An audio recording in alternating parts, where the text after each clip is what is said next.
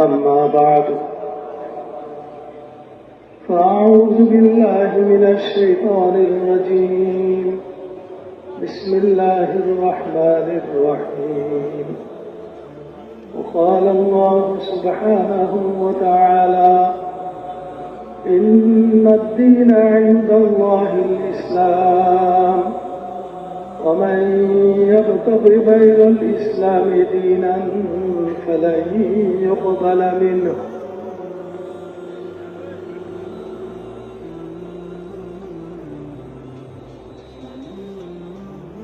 قابل احترام بزرگ دوستوں بھائی،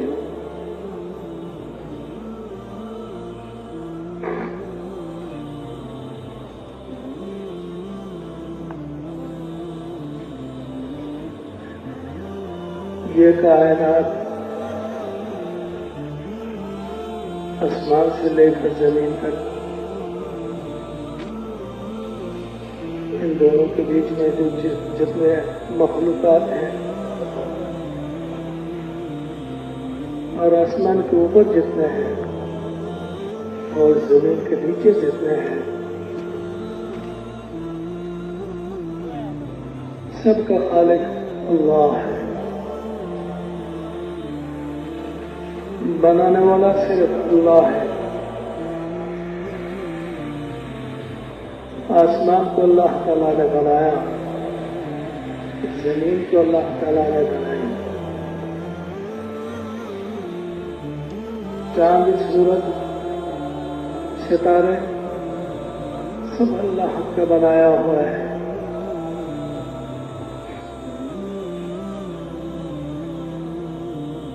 پہاڑ، جنگل، دریا، یہ سب اللہ کی بنائی ہوئی مخلوق ہے۔ بنانے میں اللہ تعالیٰ یکتا ہے، کوئی اس کا مثال نہیں۔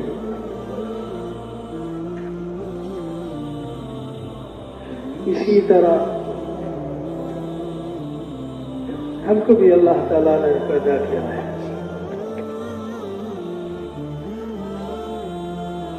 ہمارے علاوہ جتنے مخلوق ہیں ان سب کو اللہ تعالیٰ نے ہماری خدمت کے لیے، ہمارے نفع کے لیے بنایا۔ ہم کو اللہ تعالیٰ نے آخرت کے لیے بنایا اور پیدا کروایا۔ خلقت الدنیا لکم وانتم خلقتم للآخرہ۔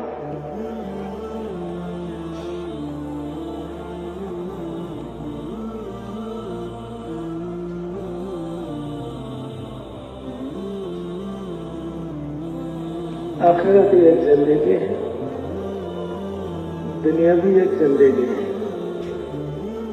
لیکن دنیا کی زندگی فانی ہے، ختم ہونے والی ہے، یقیناً ختم ہونے والی ہے، ختم ہو جائے گی، اس کا بقا نہیں ہے۔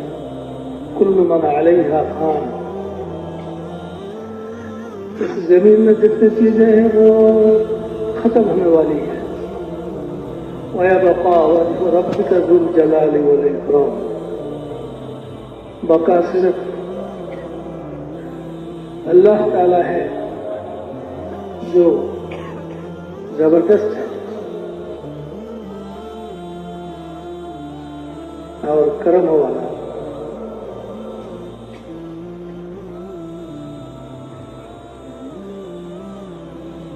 لیکن ہمیں دھوکہ نہ کیا، اس زندگی کے بقا کے ساتھ دھوکہ ہے۔ روزانہ دیکھتے ہیں ہزاروں انسان اس دنیا سے چلے جاتے ہیں،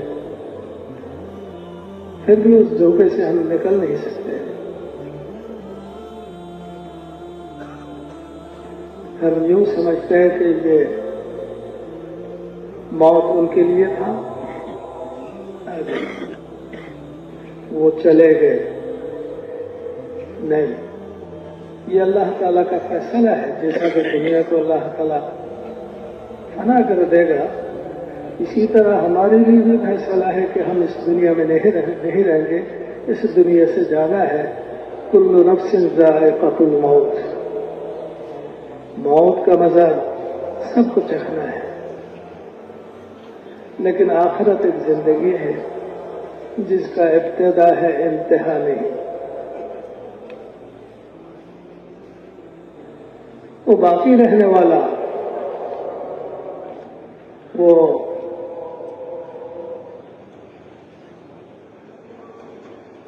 बदला देने वाली जिंदगी है, बदला मिलेगा।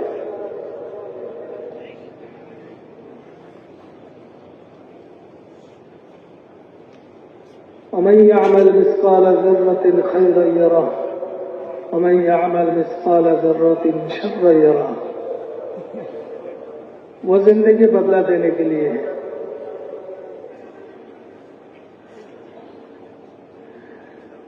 اس دنیا میں کیا ہوا کہ بدلہ وہ ملے گا، بھلا ہو تو بھلا، برا ہو تو برا، لیکن اس کی ایک شان یہ بھی ہے کہ وہ ہمیشہ رہنے والا ہے۔ وَلَلْآخِرَةُ خَيْرٌ وَأَبْقَىٰ، ہمیشہ رہنے والا، کبھی ختم نہیں ہوگا۔ اللہ تعالیٰ نے ہم سب کو اس زندگی کے لیے، اس عالم کے لیے بنایا۔ وَأَنْتُمْ خُلِقْتُمْ لِلْآخِرَةِ، ہمیں آخرت کے لیے بنایا گیا، لیکن آخرت کو اللہ تعالیٰ نے غائب میں رکھا ہے، ہم نے نہیں دیکھا۔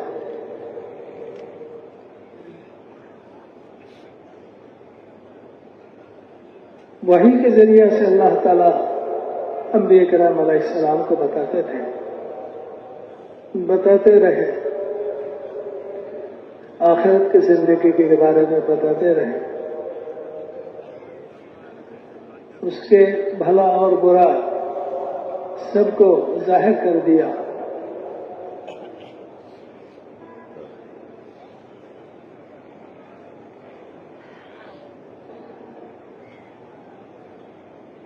اور انبیاء کرام علیہ السلام کو بھیجا کہ کتنا لوگوں کو بلائیے، وہ بلاتے تھے۔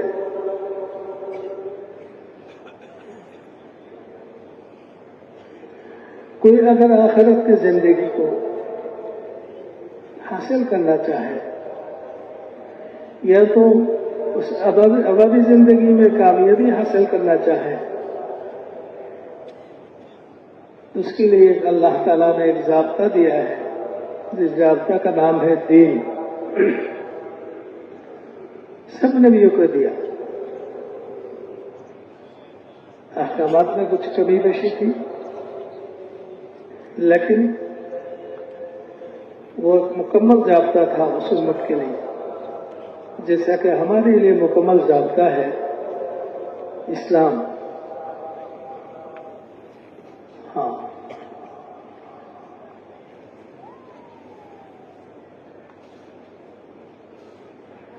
ہمارے لیے جو دین ہے وہ دین اسلام ہے۔ جب سے حضور صلی اللہ علیہ وسلم اس دنیا میں تشریف لے آئے، اس وقت سے لے کر قیامت تک سب کے لیے ایک دین ہے۔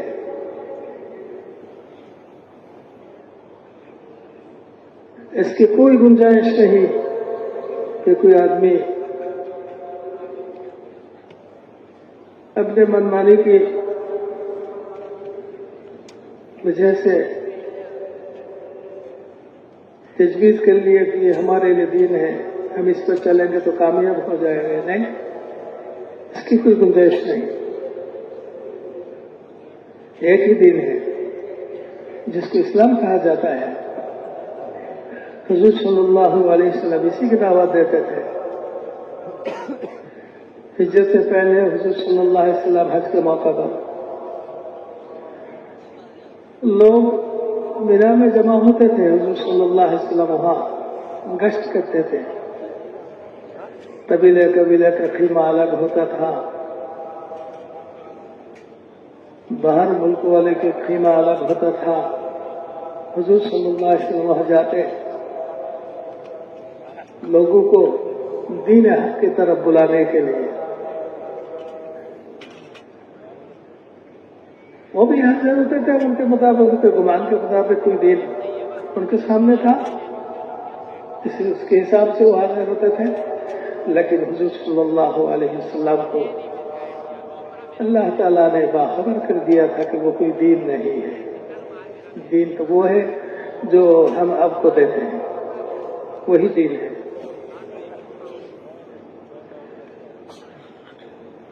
چونکہ مینا میں مجمع سب سے بڑا ہوتا تھا. بعض آدمی یہ کہتے کہ عرفہ میں جانا، مزدلفہ میں جانا ہمارے لیے ضروری نہیں ہے. وہ تو جو گناہگار ہیں وہ جائیں گے، ہمارا تو کوئی گناہ ہی نہیں ہے. بیت اللہ کے پڑوس ہے، ان کے نگران ہیں، ان کے خادم ہیں، اس لیے بڑا مجمع وہ مینا میں ہوتا تھا. حضور صلی اللہ علیہ وسلم گشت کرتے تھے، دعوت دیتے تھے. حضرت ابو بکر صدیق رضی اللہ تعالیٰ عنہ رہبری کرتے تھے. چونکہ حضرت ابو بکر رضی اللہ تعالیٰ عنہ کو تاریخ کے بارے میں خوب معلومات حاصل تھی.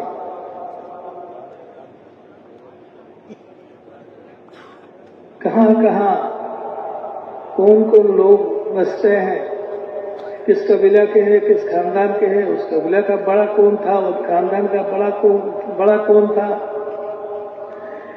اس نام پر اس قبیلہ یہ قبیلہ کیسے مشہور ہو گئے، وہ آدمی کون تھے، ان کی تعارف کیا تھی، ان کی خصوصیت کیا تھی، یہ خوب جانتے تھے حضرت ابو بکر رضی اللہ تعالیٰ عنہ.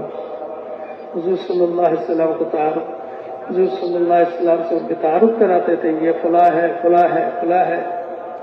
اور حضور صلی اللہ علیہ وسلم کو بھی ان سے تعارف کراتے تھے حضرت ابو بکر رضی اللہ تعالیٰ عنہ. ہاں،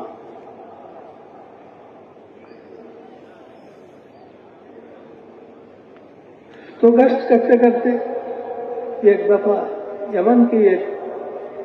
یمن والوں پہ خیمہ میں گیا. وہاں بھی بہت سے آدمی مشتمل تھے. حضرت ابو بکر رضی اللہ تعالیٰ عنہ نے تعارف کرایا. پھر حضور صلی اللہ علیہ وسلم نے باتیں شروع کی.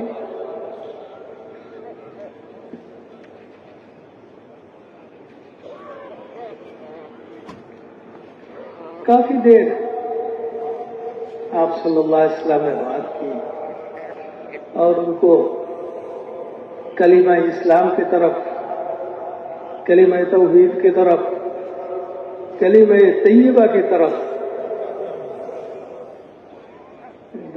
بلایا. اب وہ خاموش ہو گئے، کوئی بھی نہیں بول رہا. میرے محترم دوستوں، بزرگوں، یہ کلمہ ہر ایک کو نصیب نہیں ہوتا، چونکہ سب سے قیمتی ہے کلمہ، سب سے وزنی ہے. اللہ تعالیٰ کے نزدیک سب سے زیادہ محبوب ہے. گناہوں کو معاف کرنے والا، بندہ اور اللہ کے درمیان جو دوری ہے، بعدی ہے، اس کو ختم کرنے والا.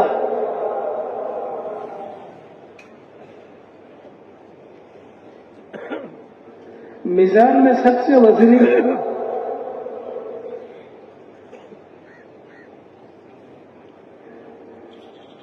دل میں نور بخشنے والا. ہاں،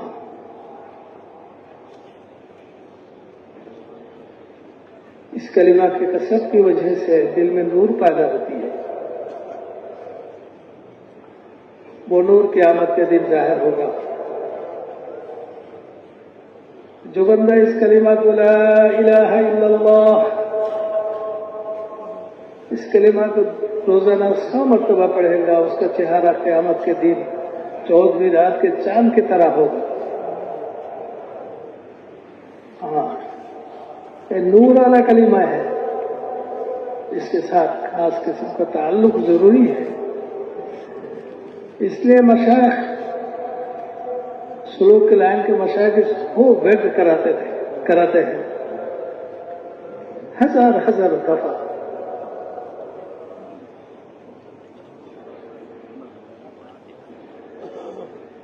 یہ شرک کے جڑ کو اکھاڑنے والا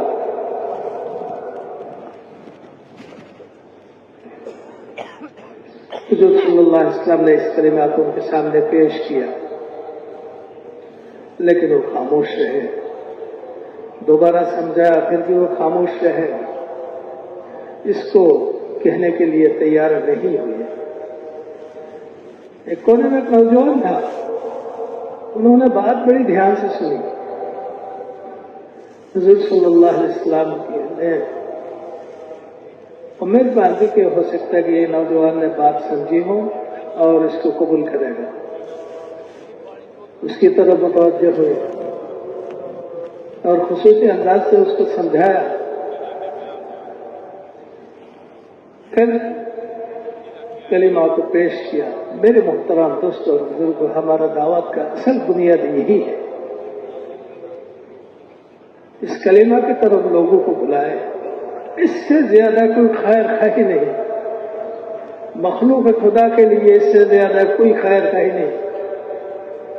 چونکہ جو بھی بندے ایک دفعہ پڑھ لے گا لا الہ الا اللہ، وہ اسلام میں داخل ہو گیا.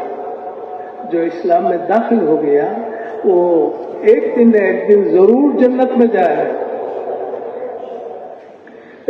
اور اس کلمہ کو پڑھنے کے ساتھ ساتھ اگر اس کا انتقال ہو گیا تو بالکل بلا حساب جنت میں چلا جائے گا. ہماری دعوت کی بنیاد یہی ہے، ایک کلمہ کی طرف ہم بلاتے ہیں. یا ایھا الناس قولوا لا الہ الا اللہ تفلحون. تمام نبیوں کی دعوت، پڑھو لا الہ الا اللہ، کامیاب ہو جاؤ گے. پڑھ لو لا الہ الا اللہ، کامیاب ہو جاؤ گے. یہ کامیابی کا کلمہ ہے. کروڑوں انسان آج بھی اس دنیا میں باقی ہے جس نے ایک دفعہ بھی یہ کلمہ نہیں پڑھی. حضور صلی اللہ علیہ وسلم ان کے لیے پریشان تھے کہ کلمہ کے بغیر قبر میں نہ جائے.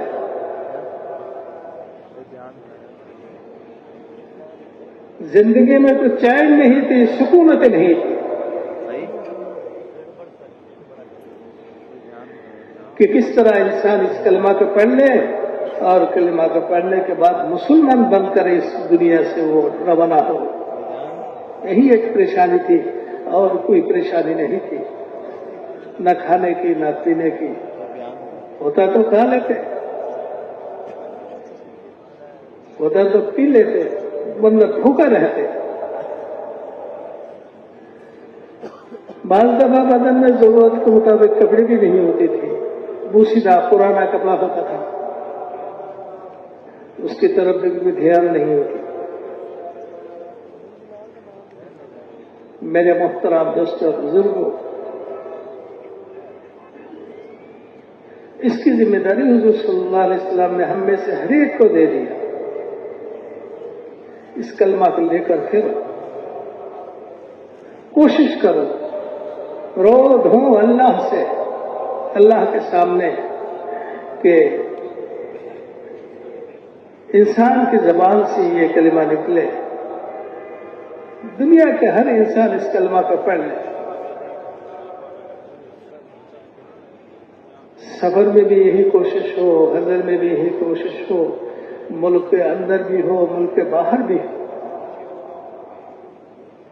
اس لیے اس کے لیے حضور صلی اللہ علیہ وسلم پورے رات روتے تھے.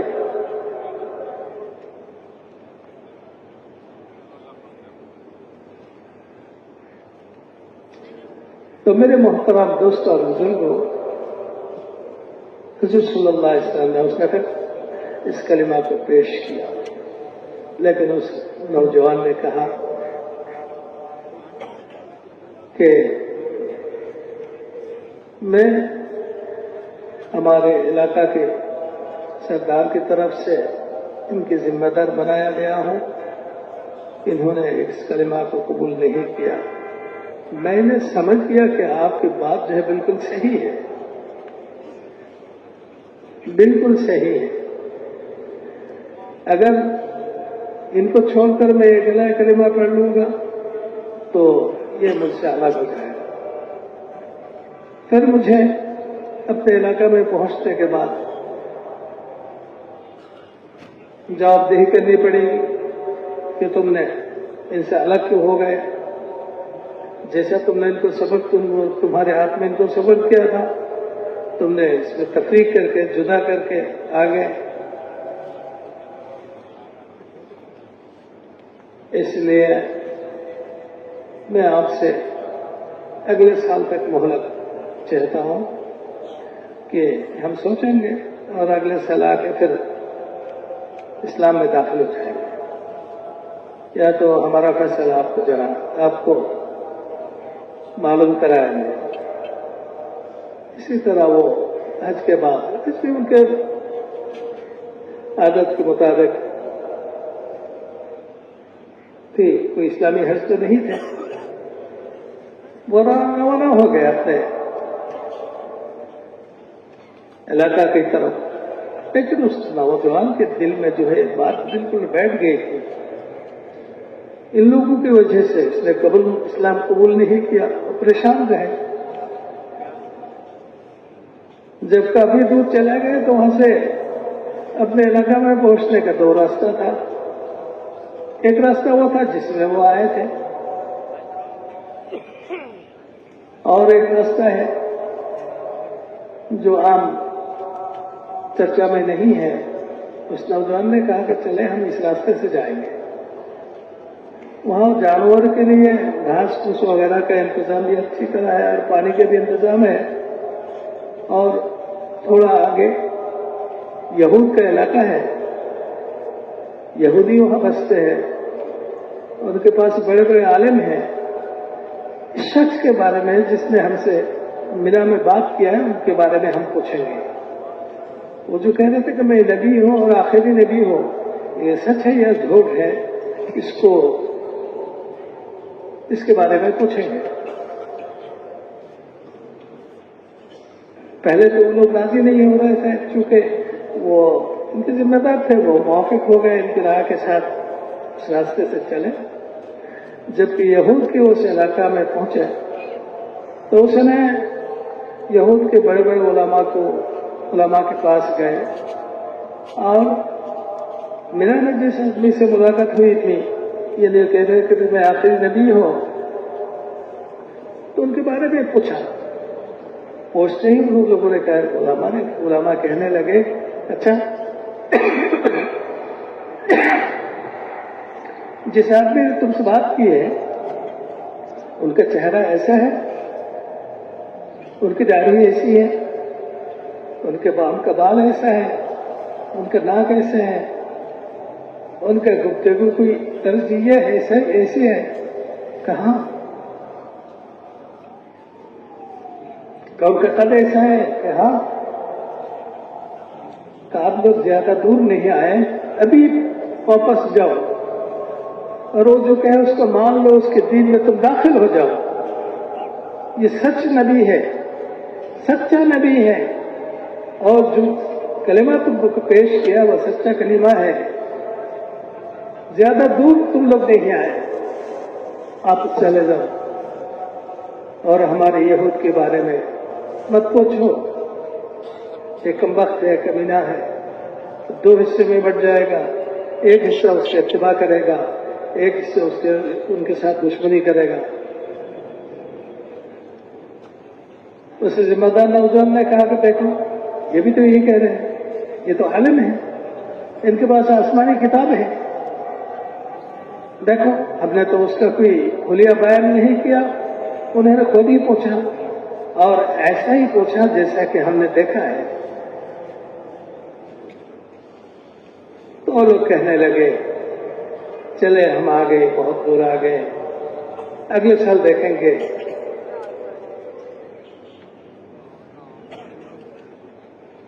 میرے پیارے دوستو، حق سمجھنے کے بعد عذر تلاش کرنا یہ محرومی کا سبب ہے۔ ان کو بات سمجھ میں آ گئی تھی لیکن انہوں نے عذر کیا. صحابہ سے عذر ثابت نہیں ہے. کوئی تقاضا ہو اور عذر کرے یہ ثابت نہیں ہے، منافقین سے ثابت ہے. یقولون ان بیوتنا عورہ وما هي بعورۃ ان یریدون الا فرارا. منافق کہتے کہ ہمارا گھر خالی ہے، دیکھ بھال کرنے والا کوئی نہیں ہے.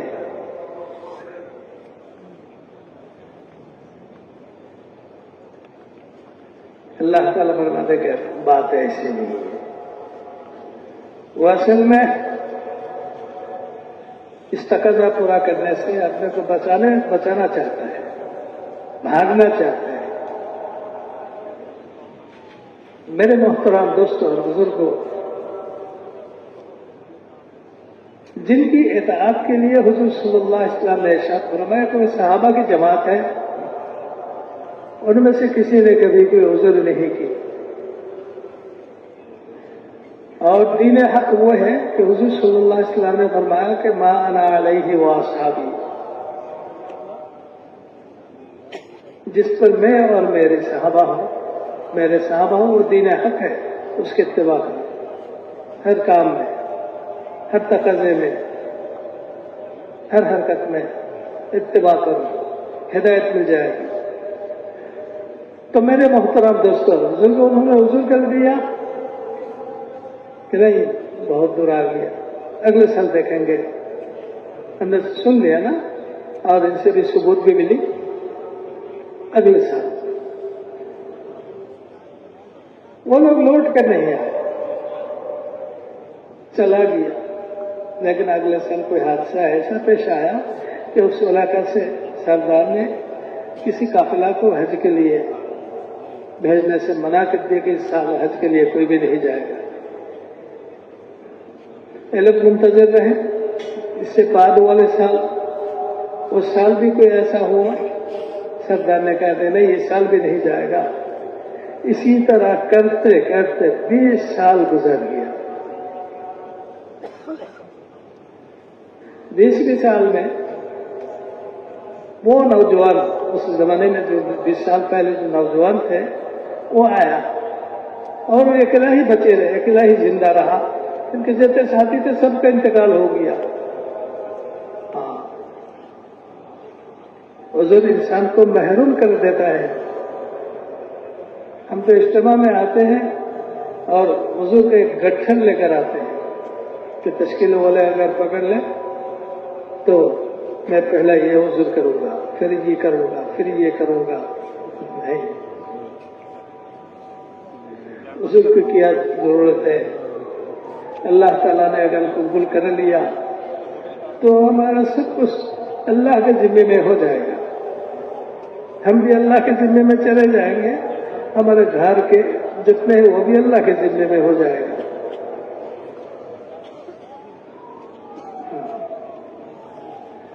تو میرے محترم دوستوں بزرگوں، وہ ڈھونڈتے رہے حضور صلی اللہ علیہ وسلم کو.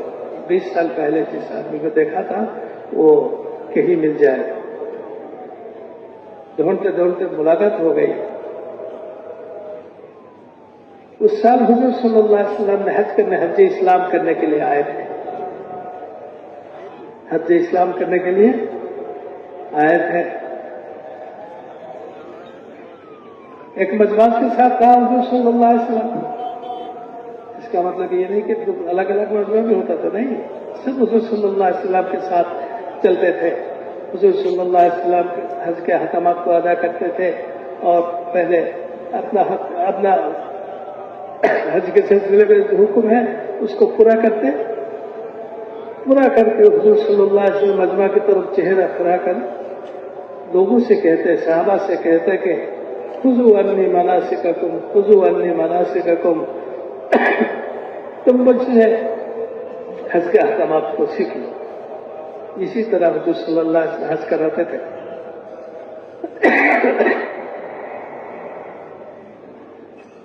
تو آدمی وہاں پہنچے، بالکل حضور صلی اللہ علیہ وسلم کے قریب پہنچ گئے اور پوچھا کہ یا رسول اللہ آپ نے مجھے پہچانا؟ 20 سال پہلے ایک دفعہ دیکھا تھا، حضور صلی اللہ علیہ وسلم نے اس کی طرف دیکھتے ہی فرمایا کہ تو میسرت ہے نا، تو میسرہ ہے، اس کا نام تھا میسرہ، تو میسرہ ہے، وہ خوش ہو گئے۔ یہی طریقہ ہے۔ داعی جو ہوتے ہیں، دیندار جو ہوتے ہیں، اور کسی کے ساتھ اس کا تعلق اگر دین کے اعتبار سے ہو تو اس کو بھولتے نہیں۔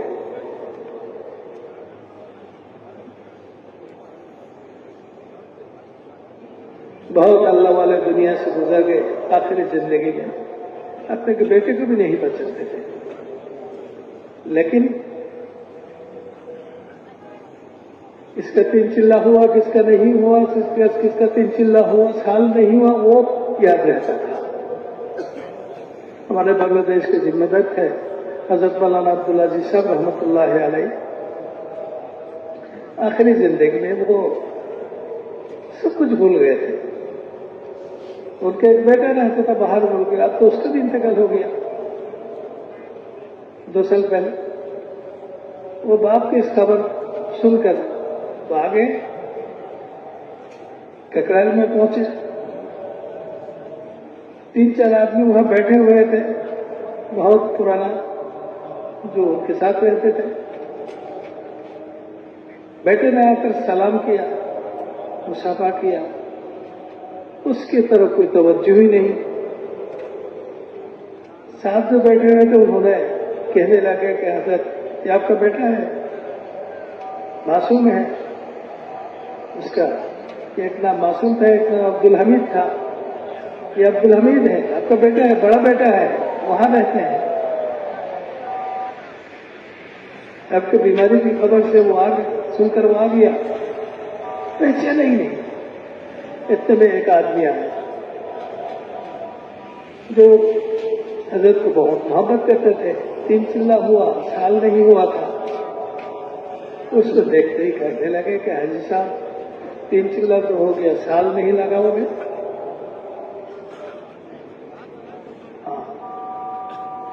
چونکہ یہ تعلق جو ہے نا، یہ اللہ کے لیے ہوتے ہیں، جو اللہ کے لیے ہوتے ہیں انسان بھولتے نہیں۔ جس کا کلمہ اللہ کے لیے ہو گیا، مرتے وقت وہ کلمہ اس کو یاد آ جائے گا۔ اللہ کے لیے ہونے کا مطلب کیا ہے؟ اللہ کے یہاں قبول ہو گیا۔ اس لیے عمل بھی کرنا ہے، ساتھ ساتھ اس کو قبول کرنے کی کوشش، کرانے کی کوشش بھی کرنی ہے۔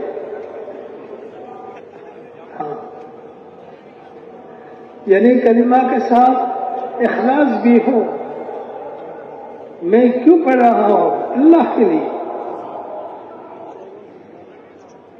اللہ کے لیے۔ حضور صلی اللہ علیہ وسلم نے پہچان لیا، کہا کہ تو میسرہ ہے، خوش ہو گئے، کتنے دنوں کے بعد میرا نام یاد ہے، اور فوراً پڑھ لیا لا الہ الا اللہ محمد رسول اللہ، اشہد ان لا الہ الا اللہ واشہد ان محمد عبدہ ورسولہ۔ فوراً کلمہ پڑھ کر اسلام میں داخل ہو گیا۔ میرے محترم دوستوں، یعنی وہ تو پہلے ہی اسلام میں داخل ہو گیا تھا۔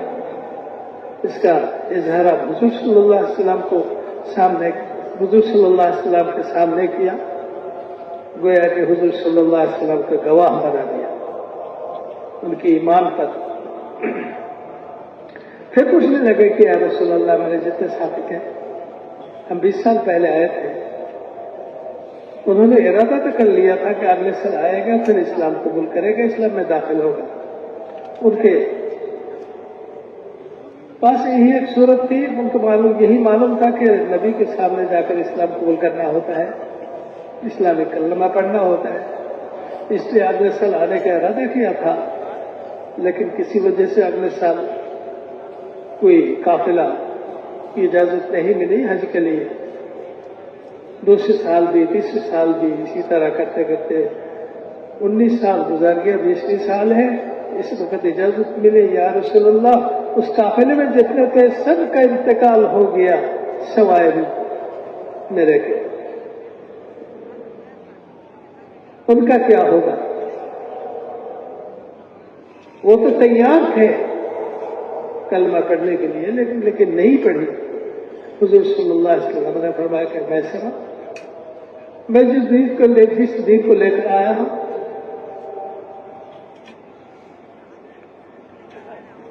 اس دین کے باہر رہتے ہوئے کسی کا انتقال ہو جائے تو اس کے نجات کی کوئی صورت نہیں ہے۔ میرے محترم دوستوں اور بزرگوں، نجات اور کامیابی صرف اسی دین میں ہے جس دین کو حضور صلی اللہ علیہ وسلم نے اللہ کی طرف سے لایا ہے، یا تو اللہ تعالیٰ نے حضور صلی اللہ علیہ وسلم کو جس دین کی دعوت کی ذمہ داری دی تھی اس دین میں داخل ہونے کا ذریعہ دروازہ یہ کلمہ توحید لا الہ الا اللہ ہے۔ ایک دفعہ کو جو بندہ پڑھ لے تو اس کے زندگی کے تمام گناہوں کی مغفرت کر دی جاتی ہے۔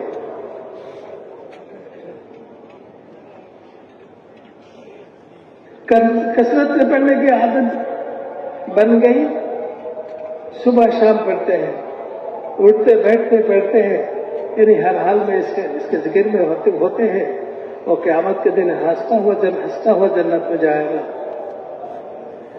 تو میرے محترم دوستوں اور بزرگوں،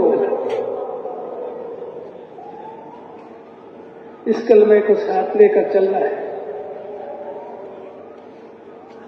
لوگوں کو اس کی طرف بلانا ہے۔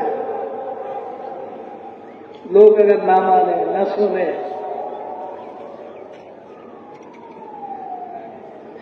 پھر اپنے کو تہمت دو کہ ہو سکتا ہے کہ تیرا اپنا کلمہ قبول نہیں ہوا، ورنہ لوگ قبول کرتے ہیں۔ پھر خود اس کلمہ کا پڑھنا شروع کرے تاکہ اللہ کو رحم آ جائے۔ ایک کلمہ کے ساتھ ایک قسم کا خاص تعلق پیدا ہو جائے، جس طرح کے صحابہ کا خاص تعلق پیدا ہو گیا تھا۔ وہ جہاں بھی جاتے تھے ان کی زبان سمجھ میں نہیں آتی تھی، لیکن اس کلمات کو کہتے ہی وہ لوگ اپنے دین کو چھوڑ کر، دین تو نہیں ہے طرز زندگی ہے، اپنے طرز زندگی کو چھوڑ کر اس کلمات کو قبول کر لیتے تھے، کیونکہ صحابہ کے لیے اللہ تعالیٰ نے اس کلمہ کو قبول کر لیا تھا۔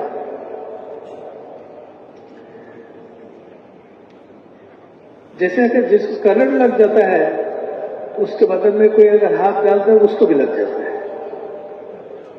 یہ کمی ہماری طرف سے ہے کہ لوگ مانتے نہیں، لوگ سنتے نہیں، ہم جاتے ہیں لوگ مسجد میں آتے نہیں۔ ہو سکتا ہے کہ ہمارا مسجد میں آنا جو ہے اللہ کے قبول نہیں ہوا، اس لیے اللہ سے معافی مانگے، بار بار مانگتے رہے کہ اللہ آپ نے جو مسجد میں لایا ہے مجھے اس کو قبول کر لے، اس کو قبول کر لے۔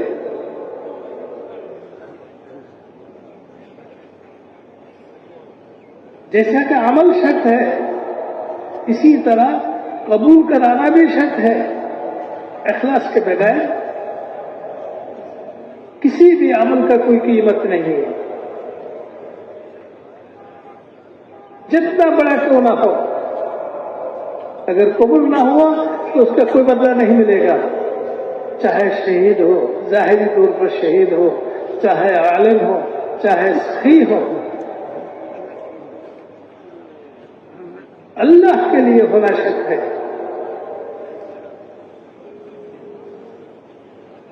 جماعت جو چلتے ہیں نا اس میں یہ سب اللہ کے لیے ہے یا تو دوسرے کوئی چیز ملاوٹ بھی ہے، چیز کی ملاوٹ بھی ہے۔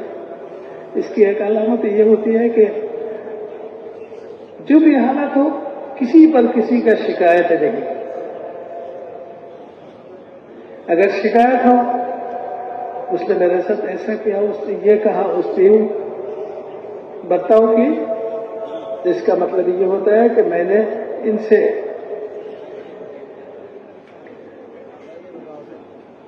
اچھا برتاؤ دیکھنے کے لیے آیا تھا لیکن یہ نہیں ملا، اس لیے شکایت ہے۔ نہیں، کسی کے بھلے برے برتاؤ کو دیکھنے کے لیے ہم اللہ کے راستے میں نہیں نکلتے ہیں، ہم نکلتے ہیں اللہ کو راضی کرنے کے لیے۔ صحابہ کا کسی پر کوئی شکایت نہیں ہوتی تھی کیونکہ سب اللہ کے لیے کرتے تھے۔ دوسرے صحابہ تو درکنار اپنے گھر میں بھی بیوی کی کوئی شکایت نہیں ہوتی تھی شوہر پر، شوہر کا کوئی شکایت نہیں ہوتی تھی اپنی بیوی پر۔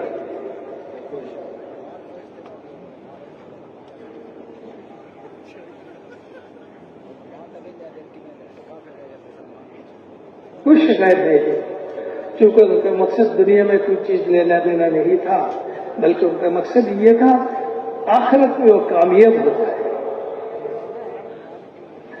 جس جہنم کے بارے میں قرآن اور حدیث میں بتایا گیا ہے اس سے نجات مل جائے، جس جنت کی بشارت دی گئی ہے وہ جنت حاصل ہو جائے، اس سے اللہ کو راضی کرنے سے۔ میرے محترم دوستوں اور بزرگوں، اس کو قبول بھی کرانا ہے۔ ہر عمل کو اللہ سے قبول کرانے کی کوشش ہو۔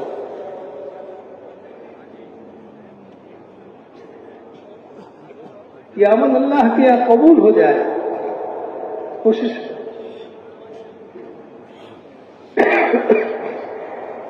لیکن قبول کرنے کے لیے ایک شرط یہ بھی ہے کہ عمل سنت کے مطابق ہو۔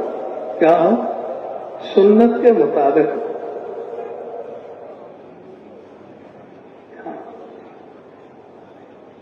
ہر چیز کی ایک لیول ہوتا ہے، اس لیول کے ساتھ ہو تو خریدار اس کو لیتے ہیں، لیول اوپر نہ ہو تو خریدار اس کو نہیں لیتے ہیں۔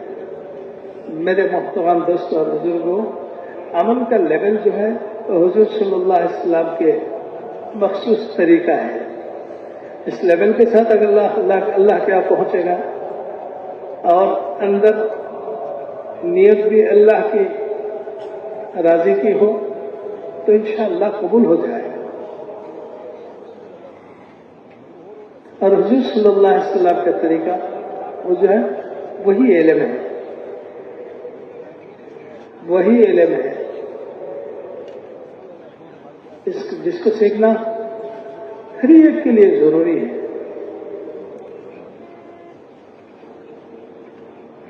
لیکن ہماری حالات میں تبدیلی آ گئی، ہم سیکھنے کے لیے تیار نہیں ہیں، ہم نماز کے لیے تیار نہیں ہیں، ضد کر کے بیٹھے ہیں، بچوں کی طرح ضد کرتے نہیں جاؤں گا مدرسے میں، تو کیا کرتے ہیں؟ ماں باپ اس کو پٹائی کرتے ہیں، دھمکی دیتے ہیں؟ نہیں، اس کو ترغیب دیتے ہیں، بیٹا جاؤ، تم نے اگر کیا نا آئس کریم ملے گا، وہاں پہنچتے ایک آئس کریم مل جائے گا۔ دیکھو ایک ہفتہ پورا تو انہیں پابندی کے ساتھ اگر مدرسے میں جاتا رہا تو ہفتہ ختم ہونے کے نیا جوتا مل جائے گا، نیا کپڑا مل جائے گا، فلاں کھلونا مل جائے گا۔ آہستہ آہستہ جاتے ہیں، جاتے جاتے ایک دن ایسا ہوتا ہے کہ پھر کوئی آئس کریم کی پیسہ کی ضرورت نہیں ہے، نئے جوتے کی نہیں ہے، وہ جو ہے نا بالکل یعنی اس کی عادی بن گئے، اس کی طرف رغبت حاصل ہو گئی، راغب ہو گئے، مجھے تو پڑھنا ہے، پڑھنے سے یہ ملے گا، یہ ملے گا، یہ ملے گا، یہ ملے گا۔ پہلے تو نگد چاہتے تھے، اب ادھار چاہنے لگے، پڑھائی ختم کر ڈاکٹر بن جاؤ تو مجھے یہ ملے گا، انجینئر بن جاؤ تو مجھے یہ ملے گا۔ تو میرے محترم دوستوں بزرگوں، ہمارے گھر میں دین نہ ہونے کی وجہ سے، ہمارے ماحول میں دین نہ ہونے کی وجہ سے، ہمارے بازار میں دین کی اثرات نہ ہونے کی وجہ سے ہم بالکل بے بہرہ ہو گئے دین سے، اس لیے اللہ تعالیٰ نور سے بھر دے حضرت الیاس رحمۃ اللہ علیہ کے قبر کو کہ تعلیم کا ایک نیا سلسلہ شروع کیا اور جس کو فضائل کے نام سے موصول کیا جاتا ہے، وہ سنتے سنتے لوگوں میں ابھار پیدا ہوتی ہے، شوق پیدا ہوتا ہے، اور اس سے لوگ قابو میں آتا ہے، اور اس میں کوئی اختلاف نہیں ہے، اس میں کوئی اختلاف نہیں ہے۔ پڑھ لو کلمہ لا الہ الا اللہ، زندگی کا تمام گناہ معاف کر دیا جائے گا۔ پڑھ لو روزانہ 100 مرتبہ، قیامت کے میدان میں تیرا چہرہ 14 رات کے چاند کی طرح چمکتا رہے گا۔ پڑھ لو اخلاص کے ساتھ لا الہ الا اللہ، یہ کلمہ اگر میزان کے پلے میں ایک پلے میں رکھ دیا جائے، اور دنیا اور دنیا میں جو کچھ ہے، آسمان اور آسمان میں جو کچھ ہے، وہ دوسرے پلے میں رکھ دیا جائے تو کلمہ والا پلہ بھاری نکلے گا۔ ہاں، پلہ میں ایک دفعہ لا الہ الا اللہ، اس کے ذرا اثر بھی تمہارے، اس کے ذرہ بھی باقی رہے گا تو ایک دن تم کو جہنم سے نکالا جائے گا۔ ہاں، اور اس دنیا کے 10 گنا ایک جنت تم کو ملے گی۔ اس میں کوئی اختلاف ہے؟ کوئی اختلاف نہیں ہے، چونکہ کسی عمل کے فضائل کوئی آدمی اپنی طرف سے بتا نہیں سکتا کہ فلاں کا قول ہے، فلاں کا قول ہے، فلاں صحابہ کا قول ہے، نہیں۔ عمل کے فضائل تو جس کے لیے عمل کیا جاتا ہے وہ بتاتے ہیں، یعنی اللہ تعالیٰ بتاتے ہیں۔ وہی غیر مطلوب کے ذریعے سے اللہ تعالیٰ بتاتے ہیں اکثر، اس سے اللہ تعالیٰ نے وہی مطلوب کے ذریعے سے بتا دیا۔ تو میرے محترم دوستوں اور بزرگوں، لمبی چوڑی کوئی بات نہیں ہے، بات یہ ہے کہ دنیا کے تمام انسانوں تک پہنچنا اور تمام انسانوں کو پہنچ کر ان کو کلمہ پڑھنے کے لیے تیار کرنا، اسلام میں داخل کر دینا۔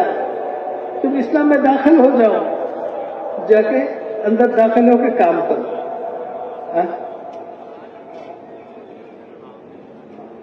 جو آدمی دفتر میں داخل ہوتے ہیں پھر وہ کام کرنا شروع کر دیتا ہے،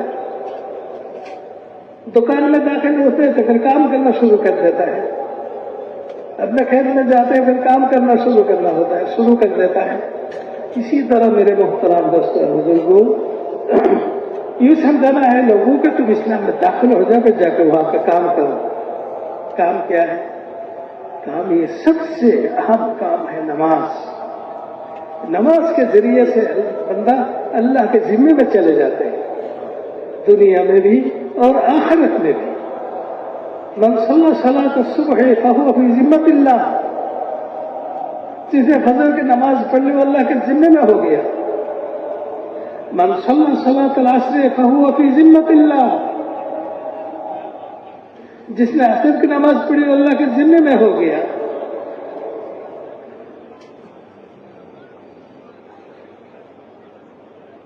جس نے عشاء کی نماز جماعت کے ساتھ پڑھ لی گویا کہ وہ نمازی بن گئے، گویا کہ کیا ہو گیا؟ وہ نمازی بن گیا۔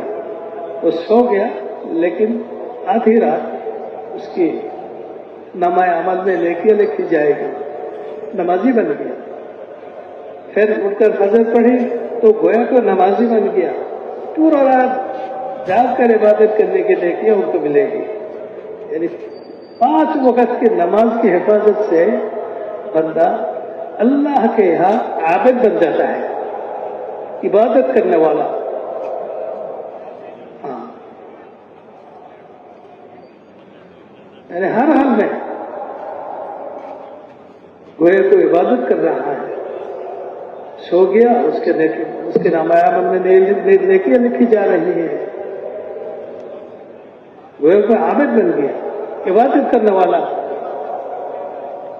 اور آخرت میں خود اللہ تعالیٰ فرماتے ہیں حضور صلی اللہ علیہ وسلم نے، حضور صلی اللہ علیہ وسلم سے، اے محمد صلی اللہ علیہ وسلم، آپ کی امت پر میں نے 5 وقت کی نماز فرض کی ہے، اور اس پر ایک وعدہ بھی میں نے کیا کہ جو بھی بندہ اس نماز کے اہتمام کرے گا، میں اس کو اپنی ذمہ داری میں جنت میں داخل کر دوں گا۔ اسلام میں داخل ہونے کے بعد میرے محترم دوستوں اور بزرگوں، کام کرنا ہے۔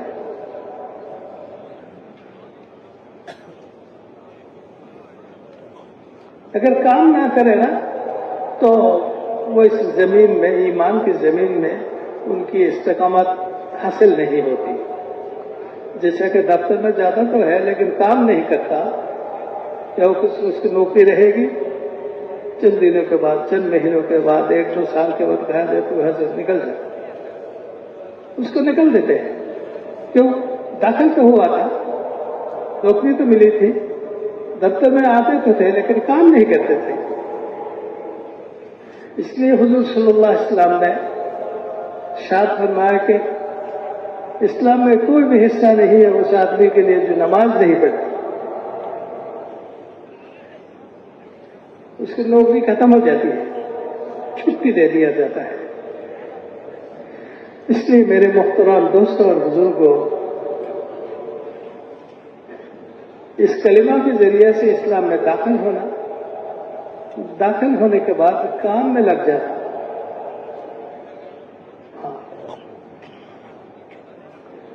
اللہ کے قانون ہے، کوئی آدمی کسی عمل کے بارے میں اس کی کمزوری ہے،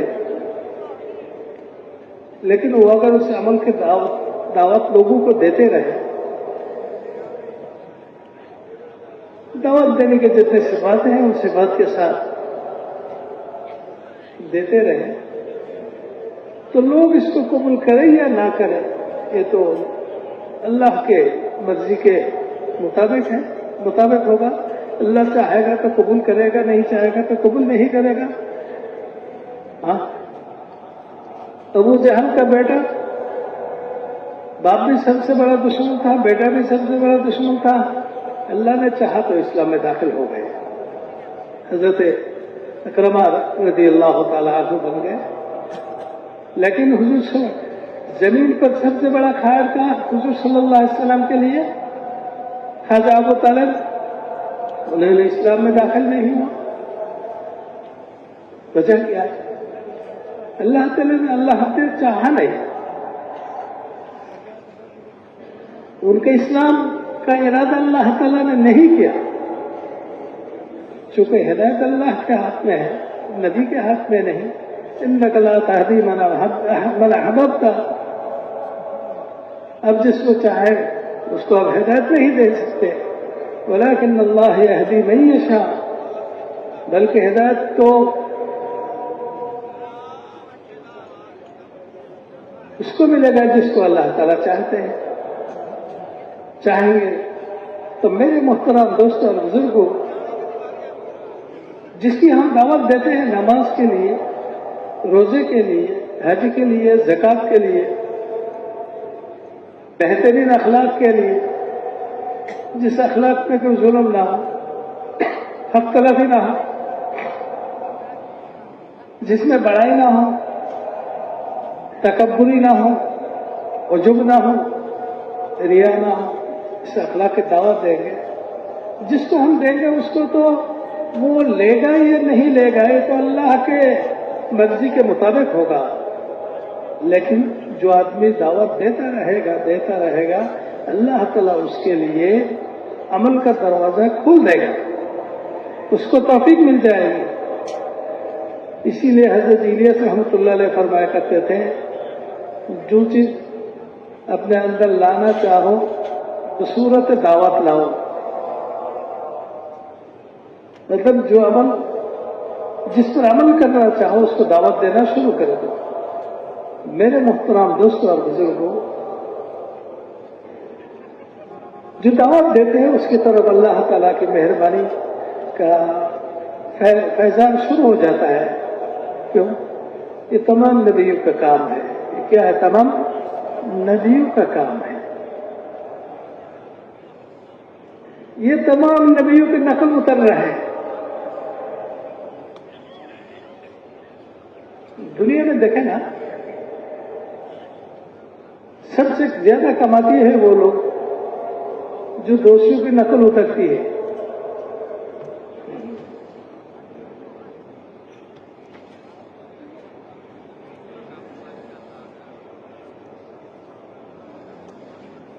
ماں بننے کی نقل اترتی ہے، بیوی بننے کی نقل اترتی ہے. ان کی آمدنی سب سے زیادہ ہے. اس لیے میرے محترم دوستوں، بزرگ دائی جو ہوتے ہیں نا، تمام انبیاء کی نقل اترتے ہیں.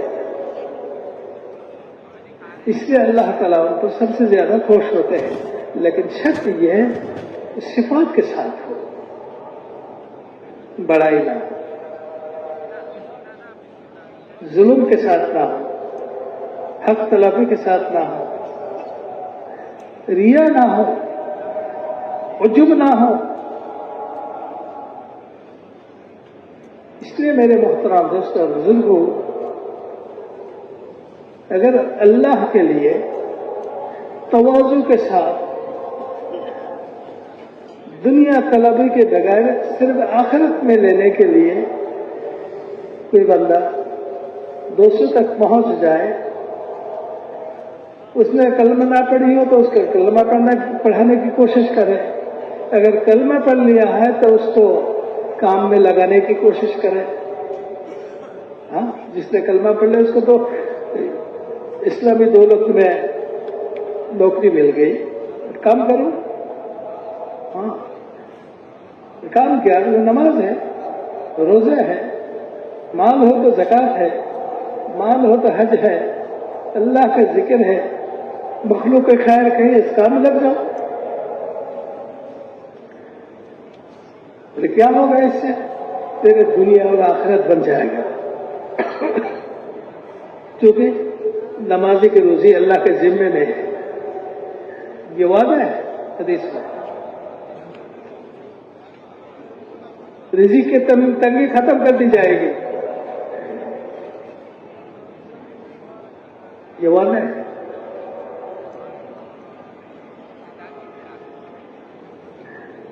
روزہ دار کے ذکر رزق میں برکت کا وعدہ ہے. حج میں توانگری کا وعدہ ہے. جس کا حج قبول ہوتا ہے وہ پھر کبھی فقیر نہیں ہوگا. جس کا حج قبول ہو گیا جنت کے علاوہ دوسرے کو ٹھکانا نہیں ہے. زکوٰۃ میں مال کی حفاظت کا وعدہ ہے. صدقات میں مال کے بڑھنے کا وعدہ ہے. یہ کام کرو.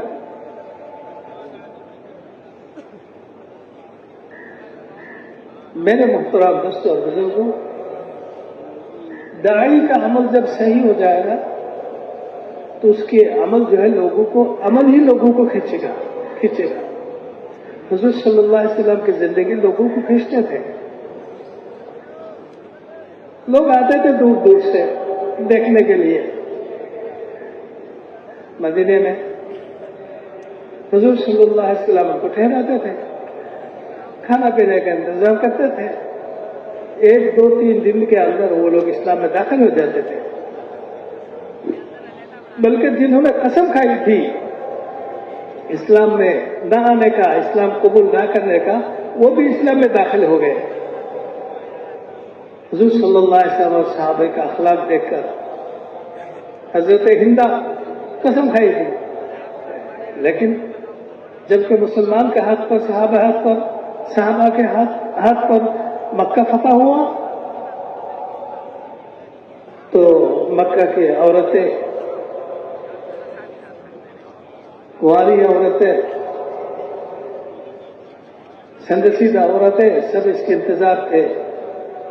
جب کوئی ملک فتح ہوتا ہے تو پہلا حملہ جو ہے وہاں کے عورتوں پر ہوتی ہے. لیکن رات شروع ہوا، کوئی نہیں آیا کسی کے گھر میں. ہندا نے سوچا کہ تھوڑا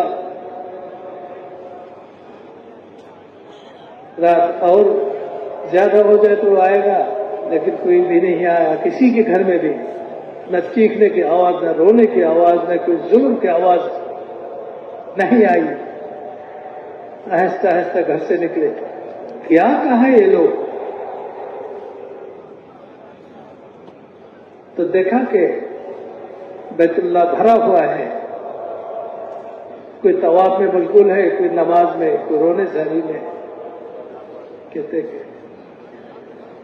جو دین اس اخلاق کو سکھلاتا ہے اس دین سے باہر نہیں رہا جا سکتا۔ اخلاق سے ہند جیسے سخت مزاج کی عورت اسلام میں داخل ہو۔ اسی طرح میرے محترم دوستوں اور بزرگوں، اونچی اخلاق کی ضرورت ہے جس میں خیر کہیں بھرا ہوا ہو۔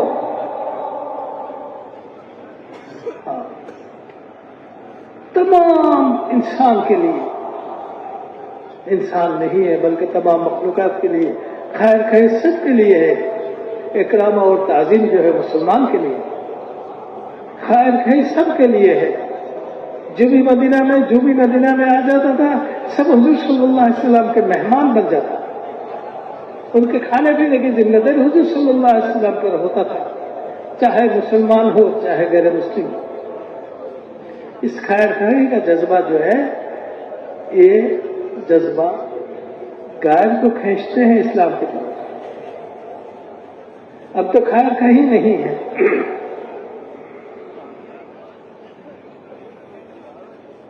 خیر کہیں نہیں۔ اللہ کرے غیروں کے لیے جو خیر کہیں حضرت صحابہ کرام رضی اللہ تعالیٰ عنہ اجمعین کے دل میں تھا، وہ خیر کہیں کا جذبہ ہمارے دل میں بھی پیدا ہو جائے۔ حضرت عمر رضی اللہ تعالیٰ عنہ اپنے دور خلافت میں کہیں جا رہے تھے تو دیکھا کہ ایک بوڑھا آدمی، عمر اتنا ہو گیا چلنا پھرنا مشکل ہے، پھر بھی کوئی کام کر رہا ہے۔ حضرت عمر نے پوچھا کہ بابا اس عمر میں کیوں کام کرتے ہو، تو پریشانی کیوں کرتے ہو، اٹھاتے ہو؟ کہتے کہ عمر نے ہم پر بھی ٹیکس لگایا، ہر آدمی کو اتنا ٹیکس دینا ہوگا سال بھر میں، میرے بچے جو کماتے ہیں اس سے کسی طرح کا گزارا ہو جاتا ہے کہ پیسہ نہیں بچتا، تو ہمارے ٹیکس کا پیسہ وہ کہاں سے دے گا؟ اس لیے میں کوشش کرتا ہوں میرے ذمے میں جو ٹیکس ہے وہ اس کو خود کمائی کرو۔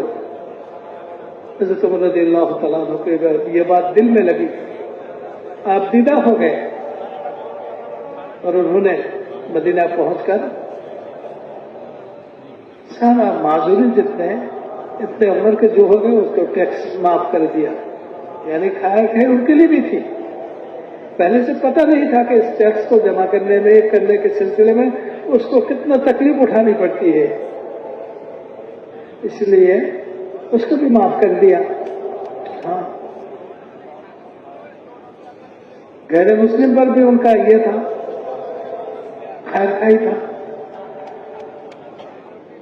مسلمان تو بھی تھے جس کے اندر خیر کہے کہ جذبہ پیدا ہو جاتا ہے، وہ کبھی تھکتے نہیں، اس کی نیند ختم ہو جاتی ہے۔ حضرت عمر رضی اللہ تعالیٰ عنہ کے دل میں خیر کہے کا جذبہ تھا، اس لیے پورا مدینہ رات کو سو جاتے تھے، لیکن حضرت عمر رضی اللہ تعالیٰ عنہ سو نہیں سکتے تھے، وہ چکر لگاتے تھے مدینے میں، کس کا کوئی شکایت تو نہیں ہے۔ ایک دن ایسا پورا مدینہ چکر لگایا، کوئی بھی نہیں ملے، مدینے سے باہر نکلے تو بتی نظر آنے لگی، کیا بات ہے، وہ بتی کی وہاں تو کوئی آبادی نہیں ہے۔ جلدی سے پہنچے، دیکھا کہ ایک عورت ہے، آس پاس چند بچے ہیں جو بھوک کی وجہ سے رو رہے ہیں، اور وہ عورت کچھ پکا رہی ہے۔ حضرت عمر رضی اللہ تعالیٰ عنہ تھوڑے دیر رک گئے، تھوڑے دیر رک گئے، اچھا ٹھیک ہے تو لے پکانا ختم ہو جائے بچے کھا لیں پھر بات کروں گا، لیکن پکانا ختم نہیں ہوتا. پھر آگے بڑھے، اب کون ہے، بچے کون ہیں، اب کیا پکا رہی ہیں، کہتے کچھ بھی نہیں، پانی اور پتھر آگ پر رکھ کر آگ جلا رہی ہوں تاکہ بچے سمجھے کہ پک رہی ہے، حالانکہ کچھ بھی نہیں ہے. کئی دن سے بچہ بھوکا ہے، رو رہے ہیں. میں چاہتی ہوں کہ وہ تھک کر سو جائے، پھر میں کچھ آرام کر لوں گی. حضرت عمر رضی اللہ تعالیٰ نے کچھ بھی نہیں کہا، وہاں سے بھاگتا ہوا مدینے میں آئے. کھجور لی، گھی لیا، کھجور لیا، گھی لی اور پنیر وغیرہ لے کر وہاں پہنچ گئے اور اپنے ہاتھ سے پکایا، حلوہ بنایا، بچوں کو کھلایا. بچے کی عادت ہوتی ہے کہ جب بھوک لگتا ہے، روتا ہے، پیٹ بھر جاتا ہے تو کھلنا شروع کر دیتے ہیں. پھر اس ماں سے عرض کیا کہ آپ بھی کچھ کھا لو. پھر پوچھا کہ کون ہے تم؟ کہتے کہ میں ایک بیوہ عورت ہوں، یہ بچے سارے، ان کا باپ نہیں ہے، کمانے والا کوئی نہیں، ہمارے پاس جینے کے لیے کوئی اسباب نہیں ہے. حضرت عمر نے کہا کہ کل آ جانا مدینے میں، عمر کے دربار میں آ جانا، میں وہاں حاضر رہوں گا آپ کے لیے. تو میرے محترم دوستوں اور بزرگوں، خیر کہیں یہی دین ہے، الدین والنصیحہ، یہی دین ہے. خیر کہیں ہونا چاہیے. دل میں دشمنی ہو اور زبان میں خیر کہیں ہو، یہ وہ آدمی جو ہے ہر دین کی حقیقت سے محروم ہے. ایسا پردہ کی آڑ میں ایک دوسرے کو مارنے کے لیے، ختم کر دینے کے لیے کوشش جاری ہے، اور زبان میں خوب خیر کہی ہے. یہ خیر کہی نہیں ہے، منافقی ہے. منافق اللہ کا سب سے بڑا دشمن ہے. منافقین کے ساتھ دشمنی سب سے بڑی ہے. اس لیے کہا گیا، اس لیے قرآن مجید میں اللہ تعالیٰ نے فرمایا کہ ان المنافقین فی الدرک الاسفل من النار. منافقین جہنم کے سب سے نیچے ہوں گے، نیچے درجے میں ہوں گے.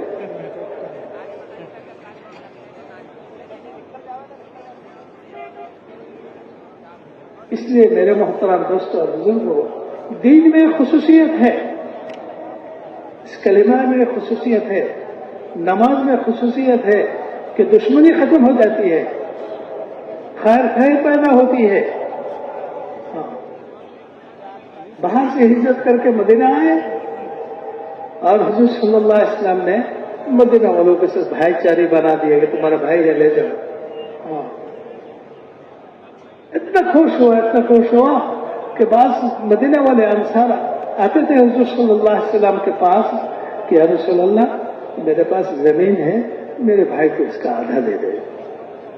اتنا زمین ہے، اتنا باغ ہے، میرے بھائی کو آدھا دے دے، میرے بھائی کو کاروبار کا آدھا دے دے. آتے تھے لوگ. میرے محترم دوستوں بزرگوں، یہ دین کے ثمرات ہے. دنیا بھر کے انسان اگر دیندار بن جائیں گے، ایمان اور اعمال صالحہ والا بن جائیں گے، تو میرے محترم دوستوں بزرگوں، یہ دشمنی اور عداوت ختم ہو جائے گی. کروڑ ڈالر جو اس زمانے میں خرچ ہو رہے ہیں دوسرے کو ختم کرنے کے لیے، اس کی ضرورت نہیں پڑے گی. ان الذين آمنوا وعملوا الصالحات سيجعل لهم الرحمن ودا.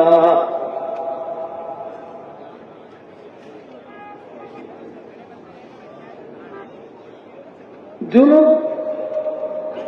ایماندار ہوگا اور عمل والا ہوگا، اللہ تعالیٰ قریب ان میں محبت پیدا کر دے گا. بالکل جس میں کوئی عداوتیں نہیں ہے، دشمنی نہیں ہے، دینی محبت جس کو کہتے ہیں. اسلام کی ضمانت ہے पूरे दुनिया परेशान है, एक दूसरे का दुश्मन है, इसका वजह ये कि दीन न होने की वजह से, बस और कुछ नहीं है। खाने पीने की चीज की कोई कमी नहीं है, कपड़े वगैरह की कोई कमी नहीं है। वो तो आला से आला किस्म तक पहुंच गया। मोहब्बत सिर्फ वो कमी जो है वो दीन में कमी है, ईमान की कमी है। मेरे मोहतरम दोस्तों बुजुर्गों, इन मजमा का जमा होना, हमारे ये जमा होना जो है ये इसीलिए है कि पूरे दुनिया में फैल कर इस दीन के एतबार से जितने कमी है उसको हम दूर करेंगे इंशाअल्लाह। कोशिश करेंगे बस। अगर हमने कोशिश किया तो इंशाअल्लाह अल्लाह ताला इसके समरत जाहिर करेंगे। अगर हमारा कोशिश जो है वो सिफात के साथ हो, सुन्नत के मुताबिक हो, मुसलसल हो, अल्लाह के रजा के लिए हो, दोस्तों के हुकूक को अदा करते हुए हो, तो इंशाअल्लाह दुनिया इसका असर देखेगा। चूंकि अल्लाह ताला मुखलिसीन की मेहनत को जाया नहीं करता, मुखलिसीन की मेहनत जाया होने नहीं देता। जब हम हिम्मत के साथ, अज़ाइम के साथ निकल पड़ेंगे तो अल्लाह ताला रास्ता दे देगा। अल्लाह ताला क्या करेगा? रास्ता दे देगा, सुलझा देगा। अल्लाह ताला क्या करना है, कैसा करना है, कहां से करना है, ये अल्लाह ताला की तरफ से ये मदद आती रहेगी। चूंकि इस काम का जिम्मेदार खुद अल्लाह का काम है। लोगों को खैर की तरफ बुलाना ये अल्लाह का काम है।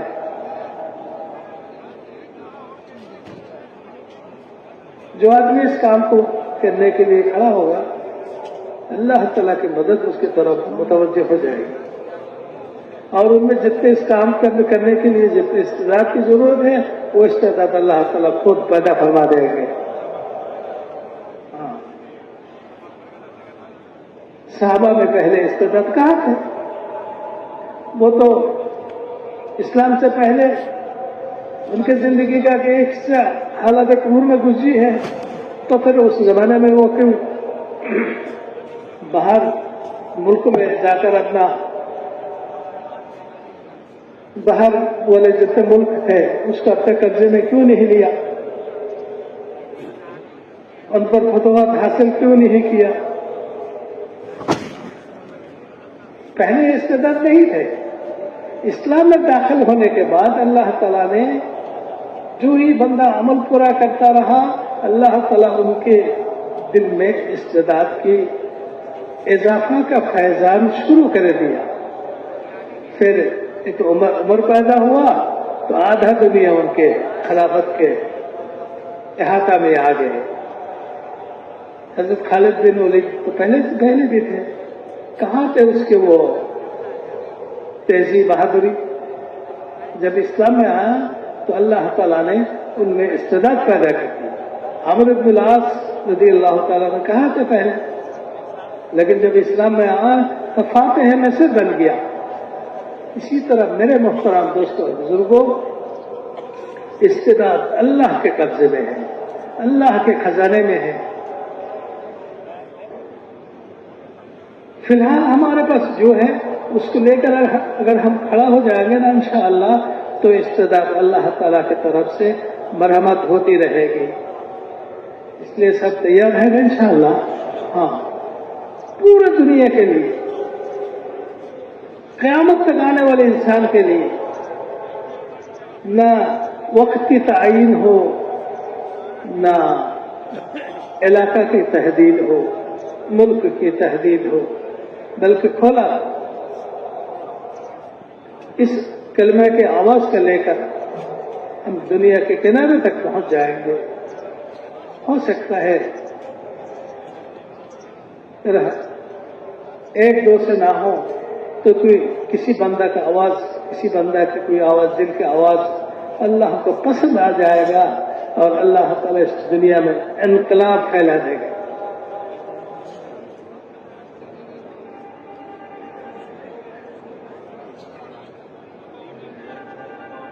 اللہ تعالیٰ نے اس پوری دنیا میں ایک مجمع مذاکرہ کا ایک مجمع کرنا کیا ہے. ہم پیچھے کیوں پڑ گئے؟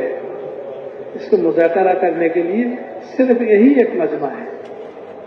حج میں تو بہت آدمی ہوتے ہیں لیکن وہ ہر ایک اپنا اپنا کام میں مشغول ہوتا ہے. ہر ایک کیا ہوتا ہے؟ اپنا اپنا کام میں مشغول ہوتا ہے. کوئی کسی کا پوچھتا نہیں. اب تو پوچھتا تو نہیں ہے، کھینچتا ہے، یعنی تصویر کھینچتا ہے.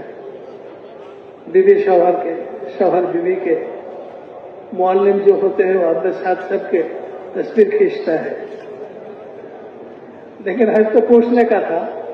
صحابہ پوچھتے تھے حضور صلی اللہ علیہ وسلم سے کیسا کروں، کیا کروں. میرے محترم دوستوں بزرگوں، ہم تو یہ پوچھنے کے لیے آئے کرنا کیا ہے. دنیا کی یہ حالت ہے، میرا اپنا یہ حالت ہے، گھر کی یہ حالت ہے، کرنا کیا ہے. میرے محترم دوستوں بزرگوں، یہ سب کچھ ہماری گناہوں کی وجہ سے، اور گناہ کیوں ہے؟ گناہ دین میں کمی کی وجہ سے گناہ ہے. اور جتنا کچھ ظاہر ہوا ہمارے توقع کے خلاف، کہتے کہ یہ ہمارے گناہوں کی وجہ سے. ما اصابکم من مصیبت فبما کسبت ایدیکم، جتنے بلا اور مصیبت پر آپ پہنچی ہیں یہ تمہارے گناہوں کی وجہ سے، تمہارے دھات کی کمائی ہے. گناہ کا راستہ جب کھلتا ہے جبکہ انسان عمل کا راستہ کو، نیک عمل کا راستہ کو بند کر دیتا ہے یا تو تنگ کر دیتا ہے، تو مخصوص عمل میں مشغول ہوتا ہے. تو باقی وقت میں کیا کرے گا؟ گناہ ہی کرے گا. اس لیے میرے محترم دوستوں بزرگوں، امت مسلمہ کو ایمان اور عمل کی طرف بلا رہا ہے. اپنے ایمان کو مکمل کرو. اپنے اعمال کے ذریعے سے ایمان اور اعمال کو مکمل کر کے اب تک جنہوں نے کلمہ کو نہیں پڑھا ہے ان تک پہنچ جاؤ. پہلے ان سے دعائیں مانگو، ان کے لیے دعائیں مانگو. حضور صلی اللہ علیہ وسلم دعائیں مانگتے تھے. حضرت عمر رضی اللہ تعالیٰ عنہ کے لیے دعائیں مانگا، تو عمر کے لیے دعائیں مانگا، ایک عمر کے حق میں قبول ہو گیا. ہاں، حضرت خالد بن ولید رضی اللہ تعالیٰ عنہ کے لیے دعائیں مانگتے تھے اور دعوت بھی دیتے تھے. میرے محترم دوستوں بزرگوں، جس طرح ہمیں سے وہ محنت میں کمی آ گئی، اسی طرح دعا میں اس سے زیادہ کمی آ گئی. دعا کرنے کے لیے دل تیار نہیں ہوتا. یہ ایمان کی کمزوری کی علامت ہے. اسباب کا یقین دل میں بھرا ہوا ہے، اس لیے اسباب کی طرف مائل ہوتے ہیں اور رب کی طرف مائل نہیں ہوتے ہیں. میرے محترم دوستوں بزرگوں، حضور صلی اللہ علیہ وسلم تو راتوں رات دعا پر گزر دیتے تھے امت کی ہدایت کے لیے. اس لیے میرے محترم دوستوں اور بزرگوں، عمل بھی کرنا، دعا بھی کرنا اور مایوس نہ ہونا. مایوس نہ ہونا یہ منع ہے. لا تقنطوا من رحمت اللہ، مایوسی منع ہے. ایک کفر کی طرف دھکیل دیتا ہے، کفری کے دروازے کو کھول دیتا ہے مایوسی. اس لیے میرے محترم دوستوں بزرگوں، اللہ تعالی ہمارے یہاں آنے کو قبول فرمائے اور جتنے تقاضا دیا جاتا ہے اس تمام تقاضوں کے لیے ہمیں اور آپ کو اللہ تعالیٰ قبول کرے. اس لیے ہمت کر کے کھڑے ہو جائے 1.5 سال کے لیے، 7 مہینے کے لیے اور نگد 4 مہینے کے لیے کھڑا ہو جائے.